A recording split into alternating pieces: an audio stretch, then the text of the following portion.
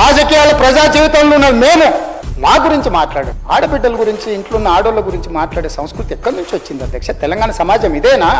రజాకర్లకు, నిజాంలకు, భూస్వాములకు, పెత్తందారులకు వ్యతిరేకంగా పోరాటం చేసిన స్ఫూర్తి ఓ రామ్జీవ్ గోండు, కొమరం భీమ్, ఓ చాకలి ఐలమ్మ, ఈ ప్రాంతంలో దొడ్డి కొమరయ్య, ఓ సర్దార్ సర్వాయి పాపన్న గౌడు ప్రాతినిధ్యం వహించిన ప్రాంతం ఇది అధ్యక్ష. ఇది ఒక చైతన్యమైన ప్రాంతం. ఈ సంస్కృతిని మొత్తం సర్వనాశనం చేసి ఒక విష సంస్కృతిని నోటికొచ్చింది మాట్లాడి వాటిని పోస్టు చేయించి ఏం పైశాచిక ఆనందం అని నేను అడుగుతున్నా అధ్యక్ష. వాళ్ళు తిట్టిన తిట్లకు నా పేరు తీసి మీ పేరు రాసుకోండాడా? మీకు అన్నం తినబుద్ధి అవుతుందో నేను చూస్తా. చంద్రశేఖరరావు గారు నీ పిల్లలకు చెప్పు, ఇది మంచిది కాదు, నువ్వు అనుకుంటున్నావేమో ఇట్లా ఏదో చేస్తే మానసికంగా కుంగదీసి దెబ్బతీసి రాజకీయంగా ప్రయోజనం పొందుదామని నువ్వేమైనా కలలుగా అంటే నువ్వు అనుకుంటున్నావేమో. అట్లా కుదరదు చంద్రశేఖరరావు.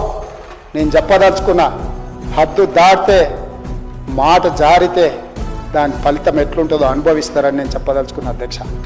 ఆత్మగౌరవం చంపుకొని పదవి కోసం లాలూచిపడి దిగజారే రాజకీయాలు నేను చేయను అధ్యక్ష. ఉన్నంత కాలమే ఉంటా, నిటారుగుంటా, నికార్సుకుంటా.